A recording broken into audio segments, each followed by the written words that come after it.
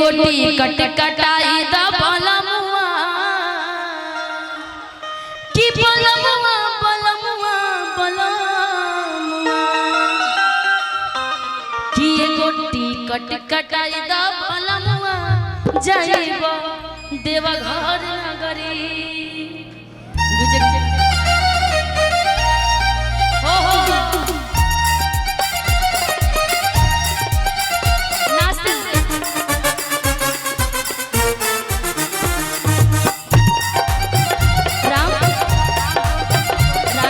चंदौली जिनके तरफ से 50 रुपए का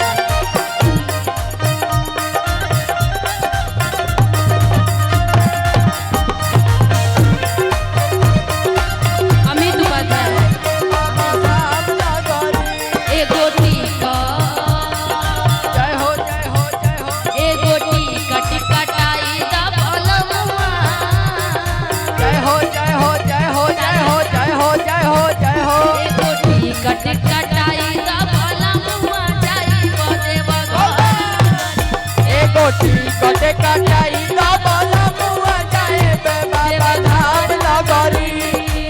घर नगरी हो देवा घर नगरी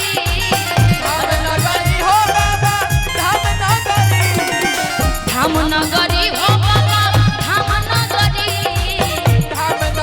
हो बाबा धाम नगरी ए गोटी का जय हो बोल बम बोल बम गोटी कट कटाई द बलमुआ जाइबो देवघर ए गोटी कटे कटाई द बलमुआ जाए के बाबा धाम नगरी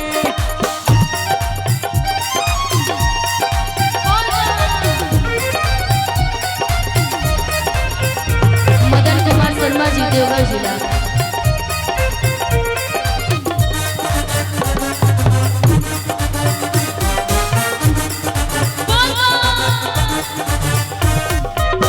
कटे कटाई द बलमुआ जाए बाबा धाम नगरी ए गोटी कटे कटाई द बलमुआ जाए बाबा धाम नगरी सुनी लगी देवघर में लागे मेला हो लागे मेला सुनी लगी देवघर में लागे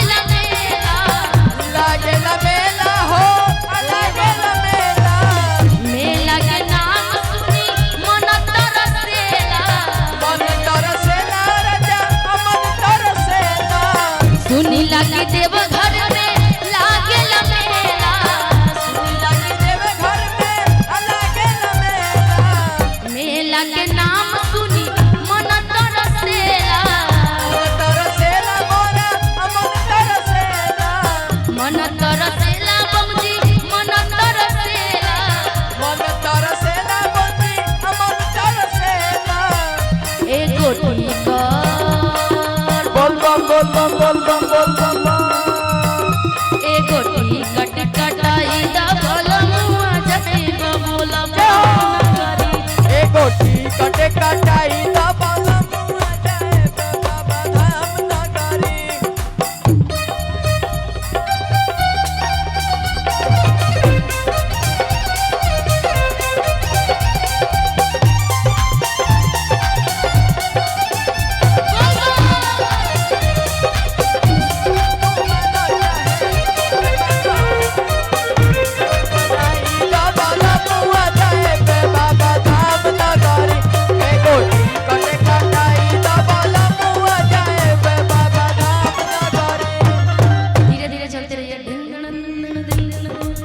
सारे बम लोगों की तरफ से इतनी इनामें आ रही है, लग रहा है कि टिकट कंफर्म हो जाएगा। चाहे वो टिकट नेतागिरी वाला हो, चाहे वो टिकट मास्क के बाहर रहना है, मास्क के अंदर नहीं रहना है। सारे बम पैसे दे दे के फोटो खिंचाइए, बाहर निकलिए। कितनी फायदा है। एक गोटी का बोल बम एक गोटी कट कटाई द बलमुआ जाइबो नगरी ए गोटी कटे कटाई द बलमुआ जाए बाबा धाम नगरी बाबा के बूटी में पावर बड़ी बोला पावर बड़ी